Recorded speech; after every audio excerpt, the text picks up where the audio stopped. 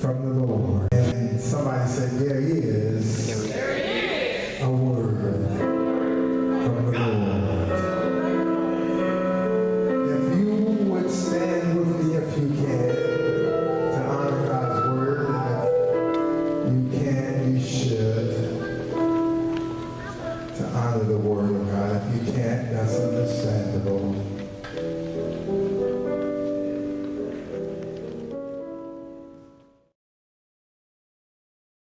But if you would turn with me to 1 Kings, that 18th chapter,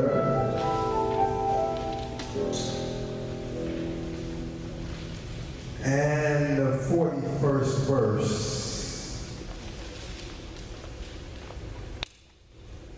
And when you get it, say amen. I'm going to read just that 41st verse. And Elijah said unto Ahab, get thee up, eat, and drink, for there is a sound of abundance of rain. I was sitting in my chair last night, and my wife seemed to know me so well. She can always know when I get something. I just don't like talking about messages when I get them, but I was sitting in my easy chair, reclining, relaxing.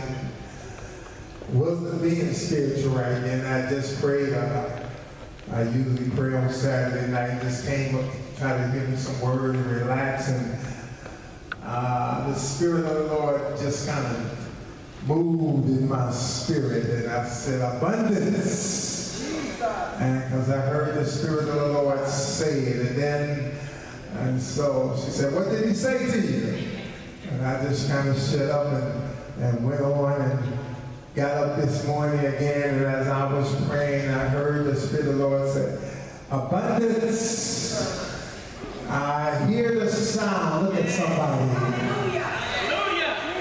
I want you to look at somebody and say, I hear the sound of abundance. Oh, this is not anybody. The Spirit of the living God. Look at somebody. I'm not trying to excite you. I'm telling you what God is saying.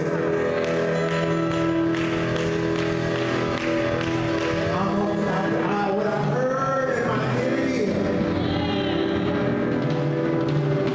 I heard the Spirit of the Lord say, abundance.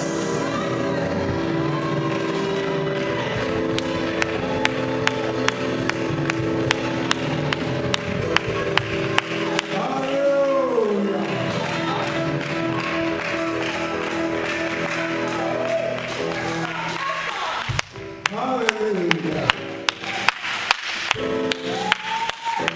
Hallelujah.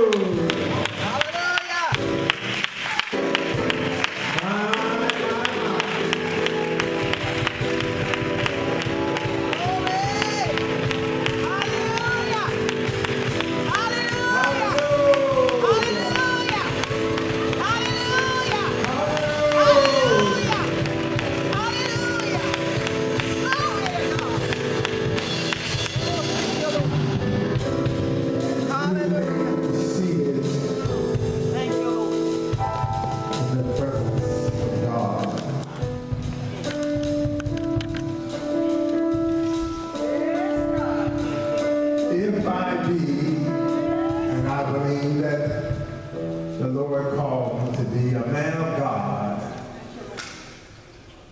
and if I'm hearing from God, and I believe God allows me to hear from Him, then the Spirit of the living God is saying there will be abundance. And so if you're here today, then God wants you to hear that no matter what's going on, there's going to come an abundance of whatever you are lacking in your life. This is a passage of scripture that we need to look in and look at the backdrop of it and look at how it came about, because sometimes we need to know why God has to send something. What were the conditions and why did those conditions come about? And how did they change the conditions, or what changed those conditions? And so if you look at the book of 1 Kings, the 17th chapter, you will see in the first verse that Elisha, the Bible calls him the Tishbite, just appeared on the scene. It's amazing that the Bible gives no history, not when he was born, no family history, not where he came from or anything like that, because with most great men and women of God, they give their lineage. They tell you where they came from and who was their father and who was their father and so on and so forth. And they talk a little bit about them. But the Bible just declares that Elisha, the Tishbite, just appeared on the scene. He appeared at a time that it was very needed. And he came from what the Bible tells us was a mountainous country, probably somewhere over near Arab, and just somewhere, but he was in the mountains. And so most prophets come from places that are not, well, and when I say places, they could be from a city or somewhere, but they come from an unknown place. They're not the ones that somebody thought would be the prophet. They're not the one that thought, that someone thought, or people thought that God would use. I'm coming from an unlikely place. I'm not very well educated. I dropped out of school in 8th grade. I'm not putting no premium on either. So if you can't go to college, go to college. Do what you got to do. I'm not telling you to be like me. I'm just telling you that's where I came from. I came from a drug background. I came from a street background. And so I was the most likely person that God would not use. But somehow, some way, God looked on this drug person, this drug addict, this hustler, this street hustler, this uneducated man, and God called me out to be a prophet and a pastor to his people, to bring forth a word of God in this season.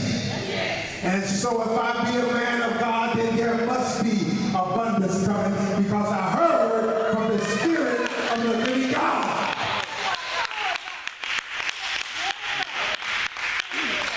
And so when you look at Elisha stepping on the scene, the Bible says he was a Tishbite, and so that it doesn't tell us a lot about him, but he came forth speaking.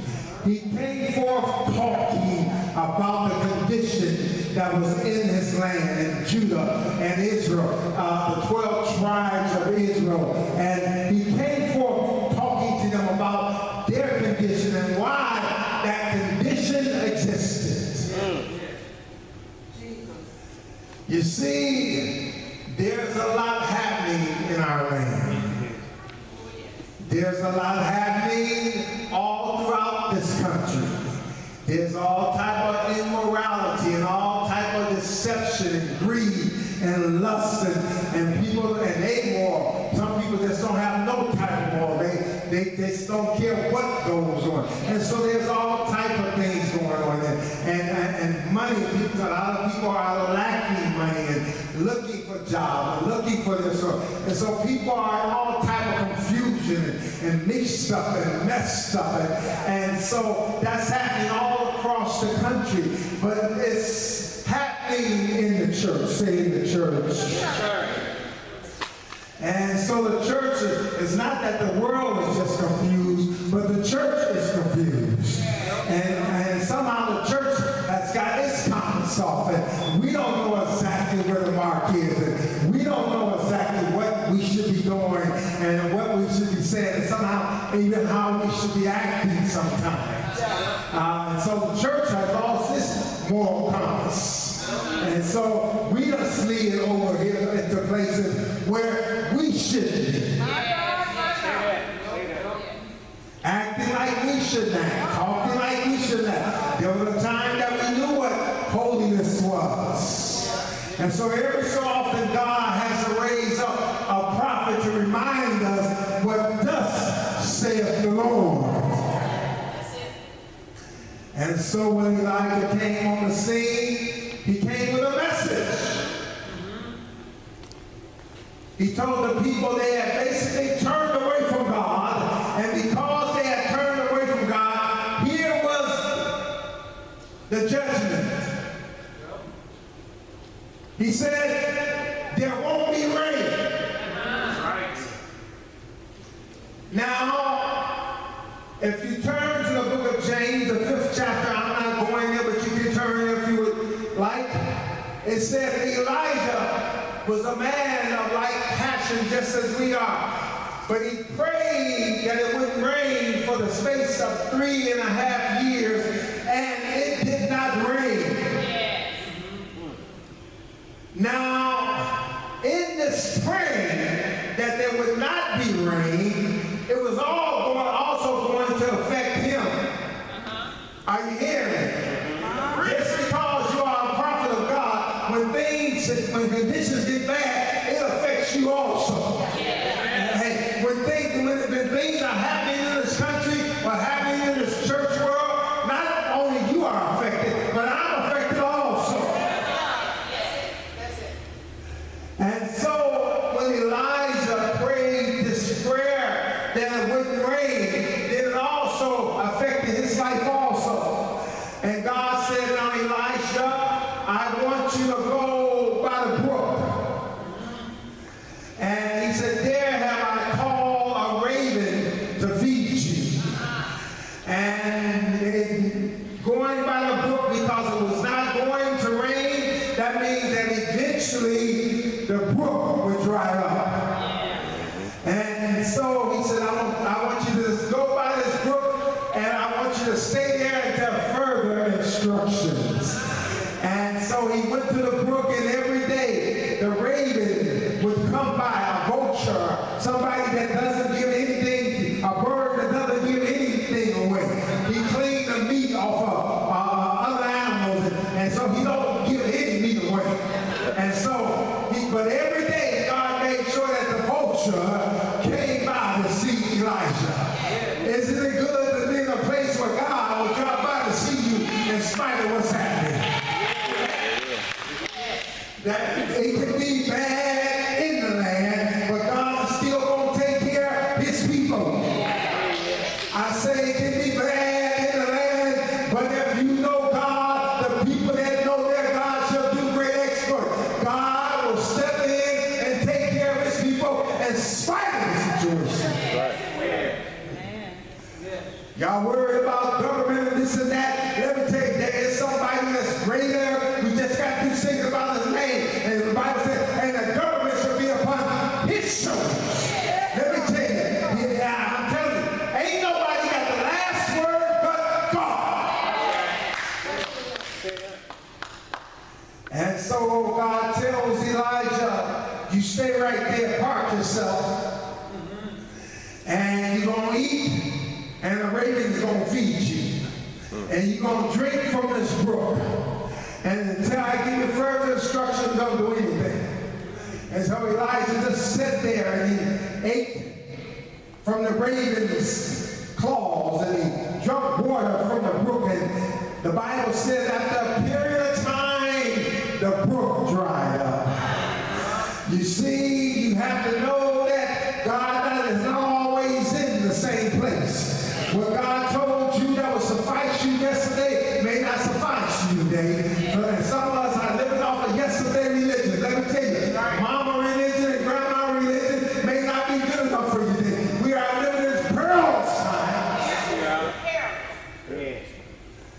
What you used to pray, not know prayer that used to get you over, may not get you over today. You may have to spend some days and weeks on your face before God, crying out to God, getting a hold of God. You may have been 10 years ago or 20 years ago when the economy and the government and everything was all messed up and the church world was all messed up. But now, Church of God, we need God.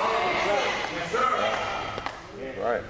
And we can't play with this thing because people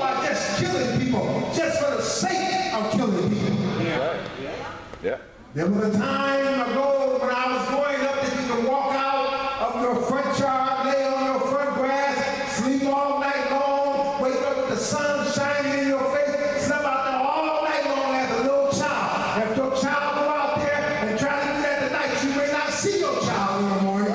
There's a different day, a different time. There's different things going on. There's a confused message going on.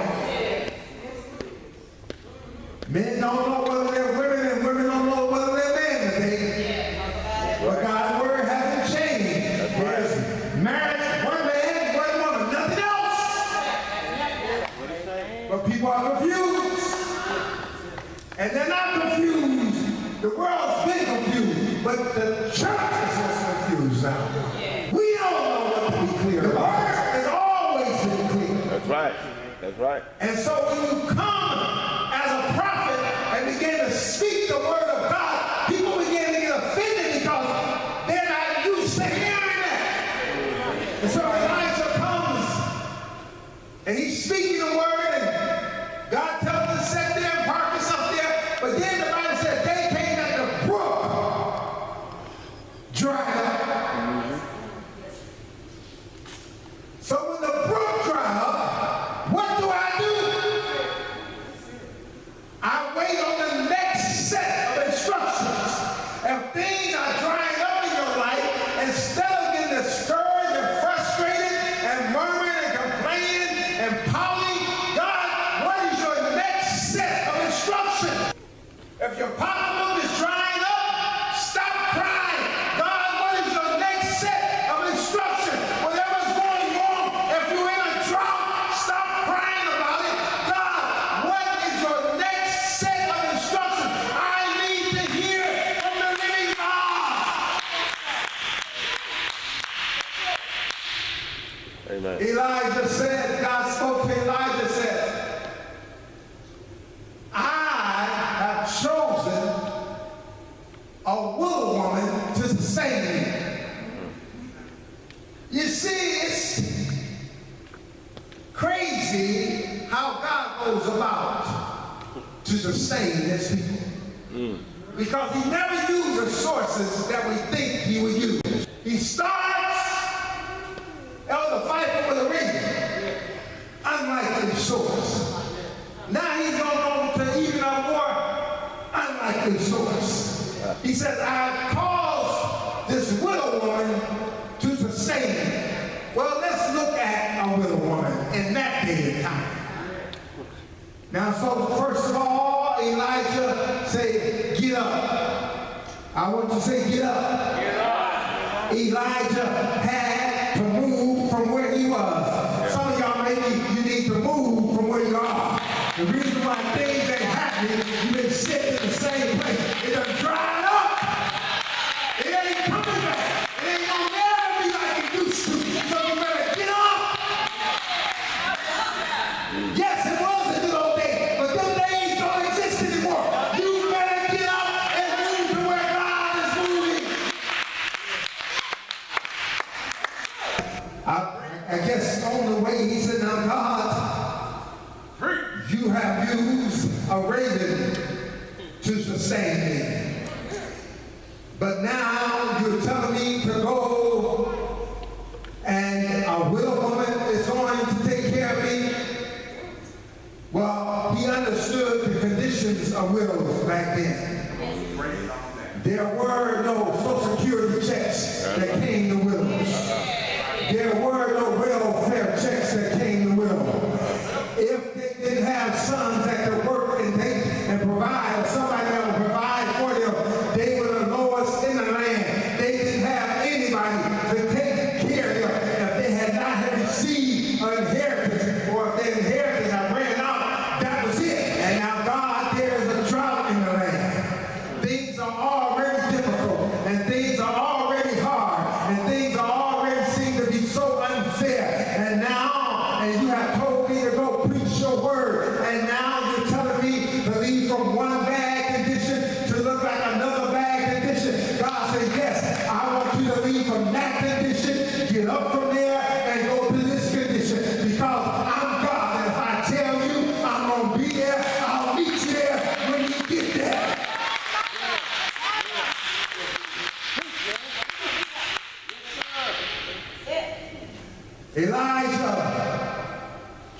up on the widow one. And the first thing he do, he don't say, how you doing, man? My name is Elijah, and I am a prophet of God. And you need to honor me. He ain't really like these prophets today. You need to make sure that if you're going to get something from it, you got to offer it. He wouldn't like it. He wouldn't come in there to play games with this woman, because this woman was about to die. She was in a desperate situation. You don't need to be coming to church just to play games. You need to come to church, because you need to hear a word from the living God. You need to hear from heaven.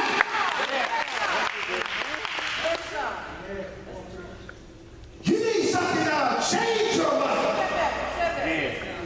This woman was in a bad condition. Her condition was so bad she began to speak. She probably recognized that he was a prophet, but she didn't know him. And he speaks to her. And she tells him, she said, here's my condition, man of God. She said, I got one last meal. See, you can't play games when you got to know your last. You can play with God, but when you're desperate, you can't play games. You don't need no false prophet speaking to you when you're on your last. See, somebody that's false to talk to you, but when you're desperate, when you're in the last, if you know if this don't come through, you going under. You better find your man of God. Oh, yes, God. Yes, God. She said, I'm on my last. She says, this is all I got. I got one meal.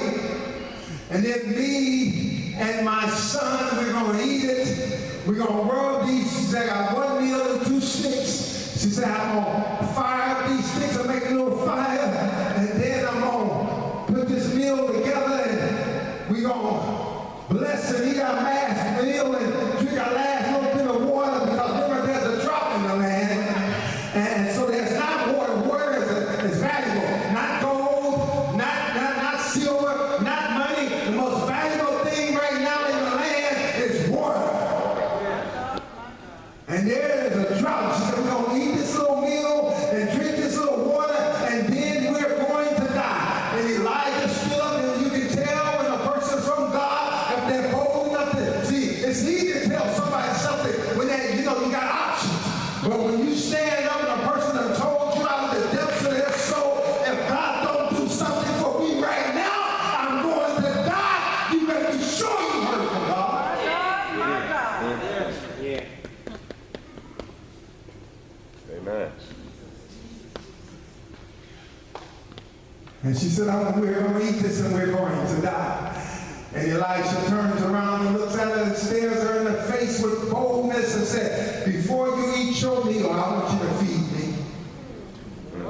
Oh, that would have been news. That would have been all over Facebook, posted everywhere. That would have been all, what's the thing, what's that little thing? Twitter, that would have been everywhere. Twitter, Facebook. Preacher tells woman with her last little penny on food stamp, he takes it from her, he wants it. Tell her he want to eat first. All on CNN, preacher. Woman walks in church, last meal, her and the child gonna die. Preacher swindle out of the last meal. Oh yeah, we gonna put the sin on it. I can imagine. Yeah. See, when you are a man or woman of God that's real, you got to be willing to take the blowback. I said you got to be willing to take the blowback. Elijah knew what God said, and the only way he could bless this woman was to obey God.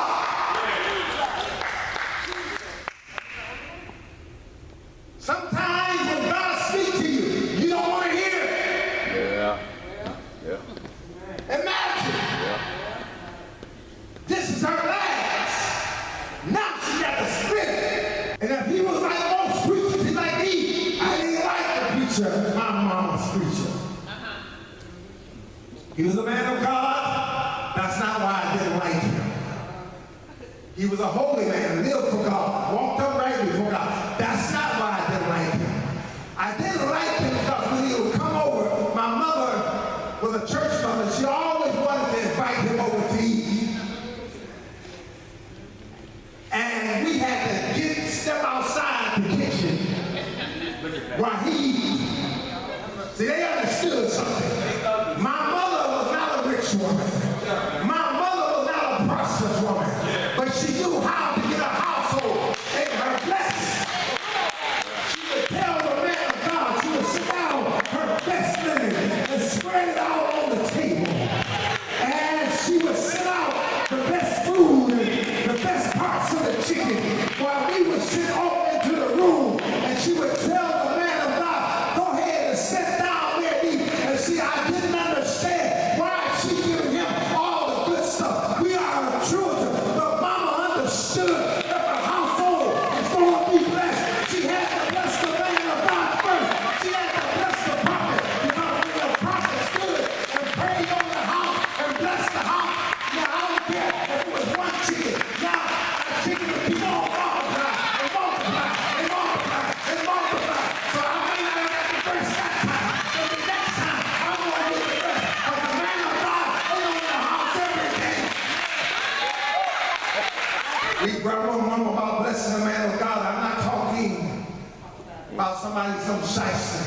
But if you got a man of God, you ought to appreciate him. Huh? You ought to love him. You ought to appreciate him. And if somebody has spoken to your life and they have blessed your life and the word of God has changed your life, you ought to want to bless him. You hear me?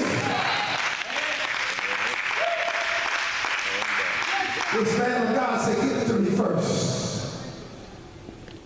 And out of her reluctancy, because you know she's looking at a baby, and said, okay, man of God, you know my condition, and you're making this request, and I'm going to do it. Sometimes God makes a request that seems strange to your mind. Seems crazy, because God may ask you for your last and tell you to give it to somebody else, and he knows it's your last. That's right. And what you understood, what you need to understand, he knew it was your last when he asked you. Yeah. He knew that this woman didn't have anything else when he asked her. Yep. But he asked it anyway. Why? Because you got to cooperate with God in order for God to bless you. Yeah. God just ain't raining something down from heaven. Look at the Bible. You got to cooperate. And she's fixed it and fed it. And the Bible says because she fed him, she sustained her household.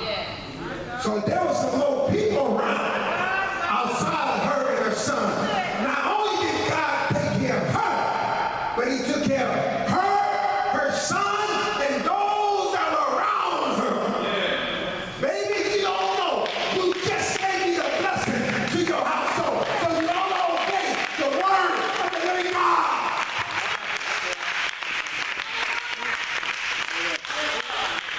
Well, let's try. And we go on to the 18th chapter. And Elijah runs into Ahab. And Ahab had become a very wicked king. More wicked than any of his predecessors. And he had a wicked wife. And she had caused them to worship Baal. And Baal covers a lot. Baal covers a lot of things. And so anytime this devil wants to do something, he always mimic God. It's like we got Jehovah Jireh and Jehovah Nissi. There was Baal over prosperity, Baal over agriculture. Baal. So there was different types. Baal was just a general name. And all these different gods that would fall under that general name.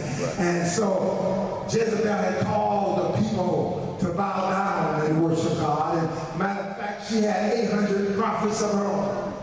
You got enough money, you can buy preachers. Some preachers.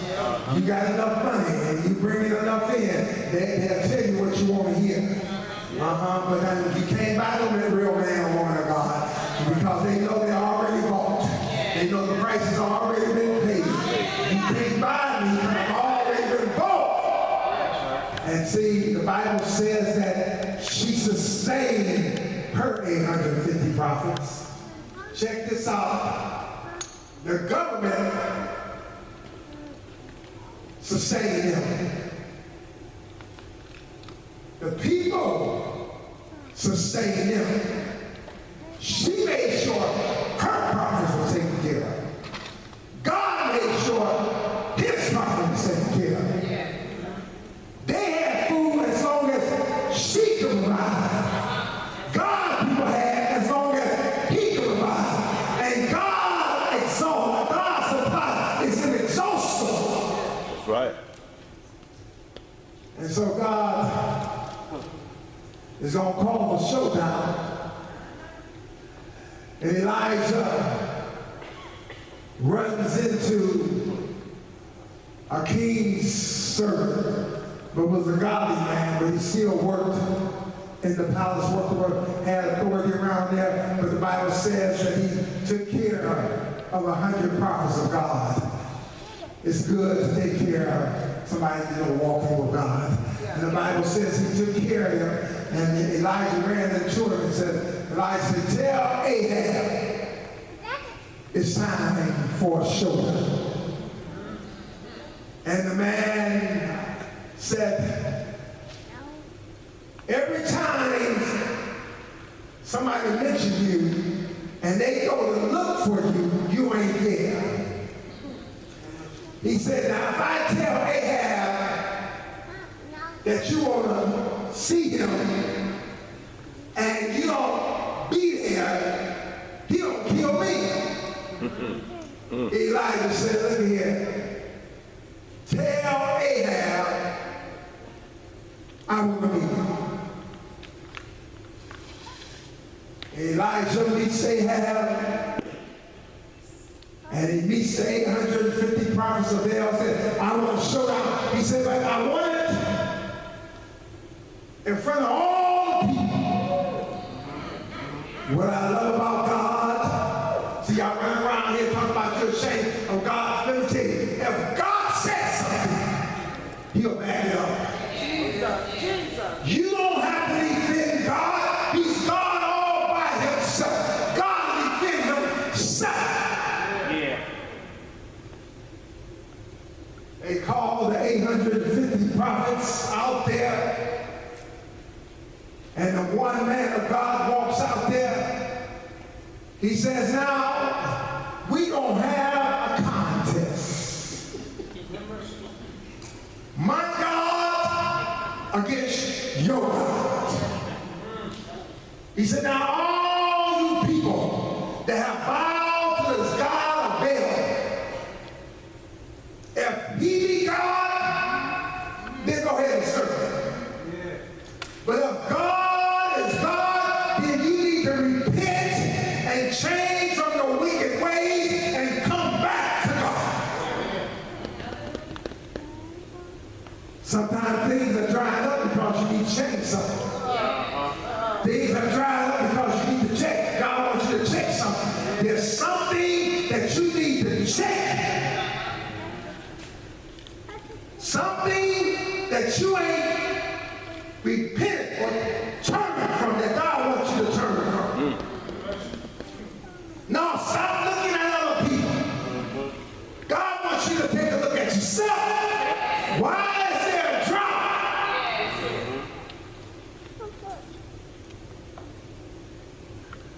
So he tells the prophets of Baal, he said, this is what we're going to do. He says, the God that answers by fire, that'll be God. Now he did that specifically for a reason. Because Baal was known to answer by fire. So he was challenging their God, saying, now this is what you say your God can do. Right. So I'm going to give you the opportunity to prove that your God can answer. Amen. Amen. And not only that, I'm going to give you first shot. Huh? We in sudden death right now. Now, a long time ago in football, sudden death means that whoever got the ball first and scored, they won. That's it. And so Elijah said, I'm going to give you sudden death. Flip the coin. All right, you got the ball. That means if you score first, I lose. Elijah said, I'm going to give you first call. He said, I want you to pray first. You say your God answers by fire, right? So I'm going to play this game with you. And the God that answers by fire, let him be God. And about 12 noon, they was having called on their God. Oh, Baal. Oh, government. Oh, this, oh, that, whatever you've been trusting in, answer me. Bring it on there. Celebrate it. Who are you trusting? Who are you trusting? Who are you calling on in your time of trouble? That's right. Preach it. Baal, answer me. We out here. We love you. We on the spot right now. You got to come through for us, Baal. About that time, Elijah got a little bold. Perhaps Elijah said he's going on vacation. Maybe he took a leave of absence. The Bible says he began to mock him. See, when you know who God is, when you know that you know that you know that God is God, then you know that God is going to come through. Many are the afflictions of the righteous, but the Lord will deliver out of them all. Right.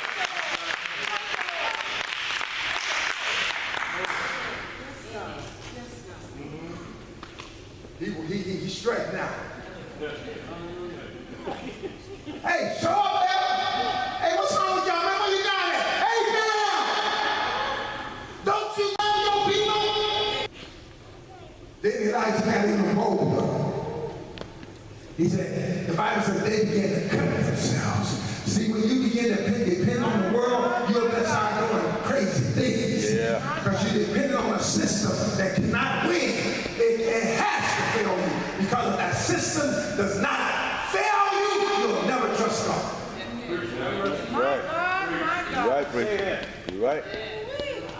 And God wants his people to trust him, not system, and not something that man has set up. God wants his people to trust him. And so he will let the system fail you. Yeah. Yeah. If you trust in your job, you might lose it. If you trust in a man or a woman, they might walk away. And so Elijah got to the point, he said, all right, y'all acting crazy enough, ain't nothing happening, sir. He said, this is what I'm going to do. To show you the God that I serve. He said, what's the most valuable thing in the land right now? The Bible says he took 4 barrels of it. Now he come ask the God that answers by what? Fire. So he takes 4 barrels of water and pour it all over the offering, all over the sacrifice, pointed everywhere. He said, I want it to be good and wet. Because see, when God shows up, he likes to show out. He don't just like to show up. See, this old church guys I've been talking about, they don't never show up. No, that ain't God. I'm not talking about the God of your religion. I'm not talking about the God of your church. I'm talking about the God of heaven. He's omnipotent. He has all power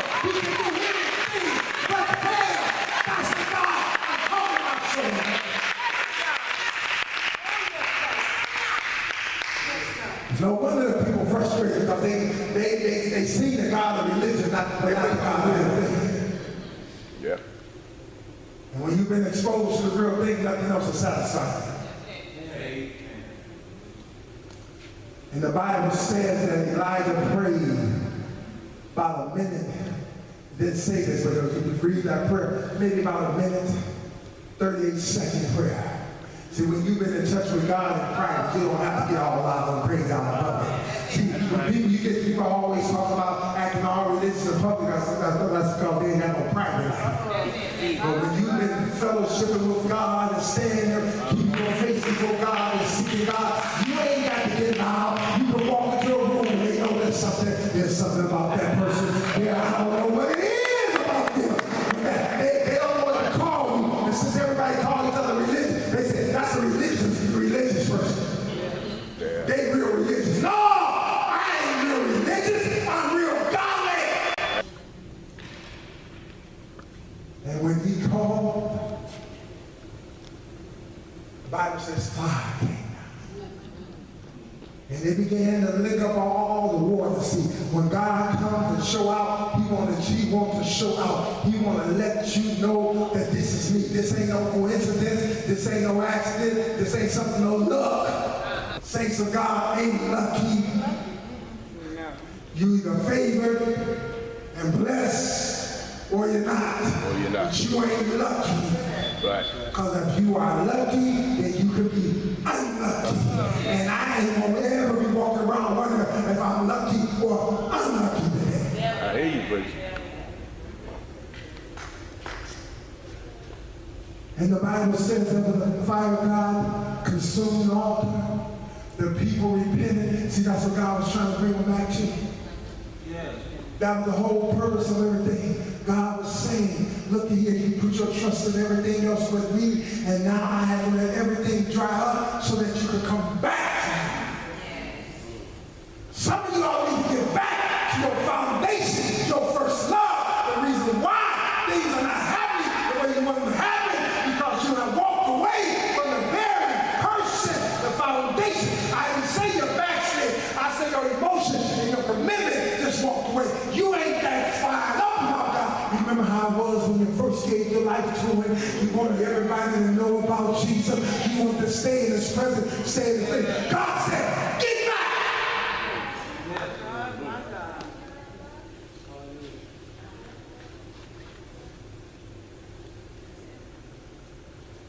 And the people repented, and God took Elijah and he began to talk to Ahab. Now you see, check this out. Ahab didn't repent. Jezebel didn't repent. They represented the system. God wasn't waiting on them to repent. He was waiting to hear from Israel. You see, y'all worry about what the country and what governors and mayors and councilmen and senators and presidents, y'all waiting for them to fix up. And God is not worried about what they do. He's waiting on us. Yeah. That's right. God don't need them to change for him to change the situation.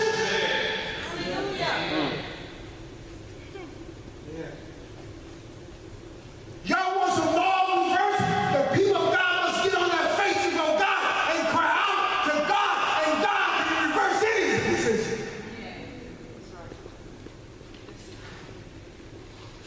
That's the type of faith I got.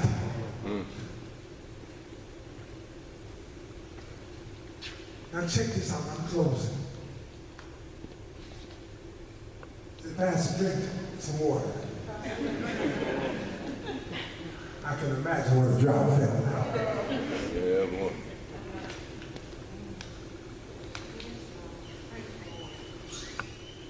Elijah tells Ahab, look man, I hear the sound of abundance of rain. Now theologians have two different perspectives on this. Some say that he actually You know, like when you hear thunders and clouds. But others say they take it more, they go deeper with it and say that there was an area where he heard something that you couldn't hear outwardly, but you could hear inwardly. Yes. I believe the second is true. Why? Because it didn't say Ahab heard it. It says Elijah heard it. You can hear something that the world is not hearing. You can hear it even though they don't see it. Right. Right. People wonder why you're doing this. You give them more. Me and my wife gave more money last year than we ever gave before. When things were going down, things were uncertain. God, it wasn't time to hold back. It was time to give. And God was saying, give. You got to understand, when the world was holding back, God may be saying something totally, absolutely different. You got to hear from the God.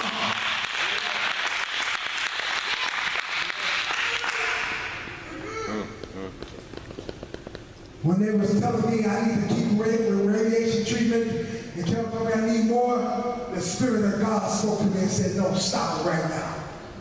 Don't do it anymore. That's it. I went to the doctor. I said, I'm not taking no more radiation. That was 17 years ago. I stopped it right on the spot.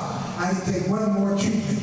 And then later on, the doctor that was an older clinic came to me and said, are you still taking those radiation treatments? I said, no, I stopped it. He said, I'm so glad you did. Now, why couldn't you tell me to stop it before? Why? He didn't want to go get to the doctor. But God knew it was time for me to stop. And see, I had to listen, not with my mouth on here, because the doctor was telling me I need more treatment. But God said, stop it. And it's been 17 years ago that I stopped that.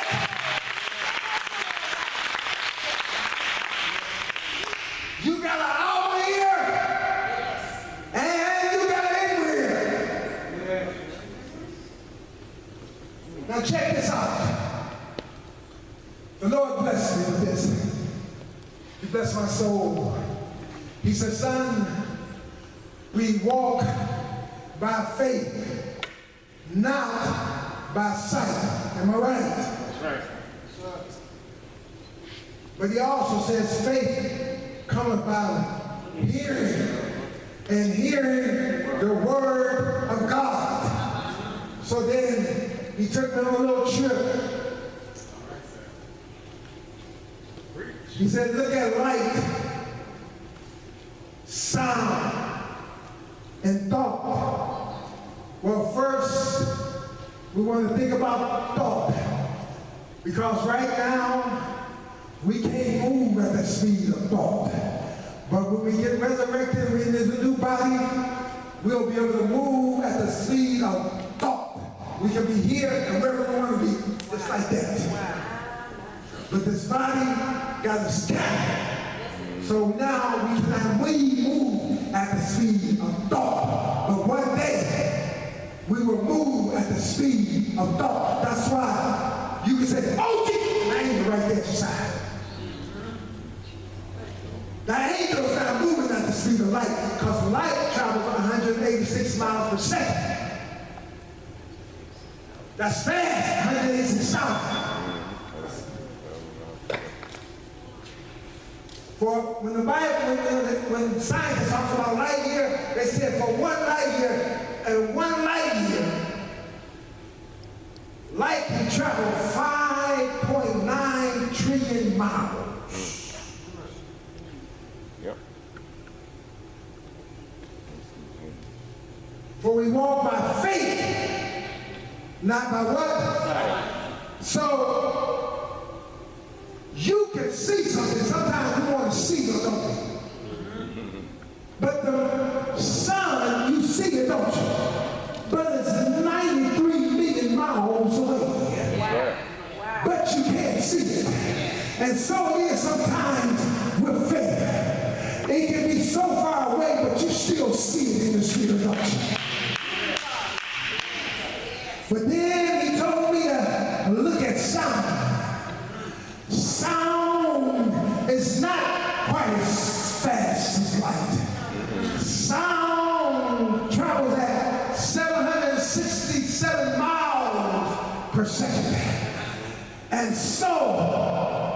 where something may be way out there that you can't see. By the time you start hearing it, it's much, much closer.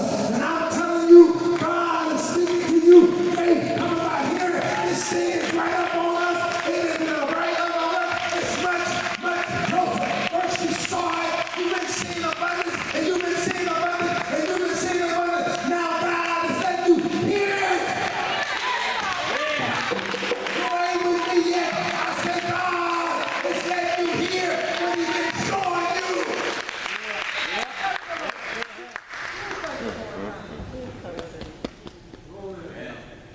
Sound. See, check it out. You can see a fire truck. I want you to see this in your mind. Way, way down the street with the light flashing. You know it's coming, don't you? But you know it's near when you hear. Say it again. You see it way down there. It's flashing, so you know it's coming. But you know it's near when you hear the what? And you know it's near when you hear the sound. Elijah said, I hear the sound. He might have saw it 7 years ago that God was going to do this thing, but now he hear the sound. He hear the sound. It's near. It's near. It's near. Stop complaining about it and stop praising God that it's near. I hear the sound. Yes, God. Amen. Yeah. I hear the sound. See, sound travels slower. It takes a while to get to you. Yep. Light is running circles around sound. But boy, when that sound gets close, you know it's near. See, you may see it afar off, but when you start hearing it,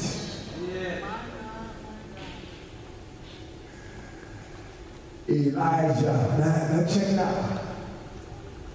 He said, I hear that sound. And God, see, all you have to do is position yourself to hear that sound. God was waiting on them to position themselves to hear that sound. See, the man of God may have seen it a long time. When the moment he prayed for the drought, he may have known now it's going to take a while before they come to themselves. Yeah. Before they actually wake up. So, even though I see what God's going to do, it's going to take a while. But when he heard, he knew God was going to do it then. I'm telling you, stand to your feet now. The Spirit of the living God said abundance. Abundance. You ought to hear the sound of abundance. See, it's a sound of abundance of rain. That means it's going to wash away everything that the drought had destroyed. You see, it's amazing to me that grass could dead. Have you ever looked in your yard and it's been very hot, one of these hot Atlanta summers?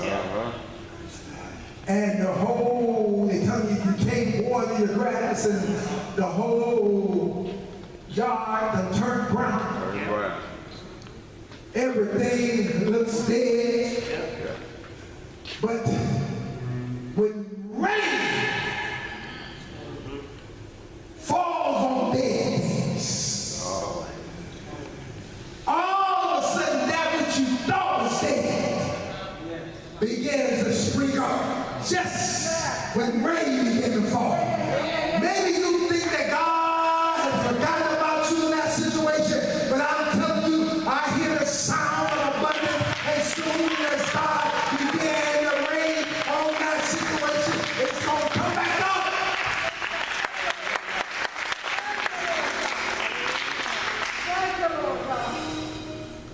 I hear the sound of abundance. I don't care what it's been like.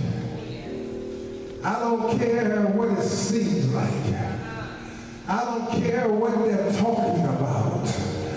I don't care how bad it is right now. You see, one day, just before the rain came on the Pfeiffer, just one day before, it was dry and very dry, and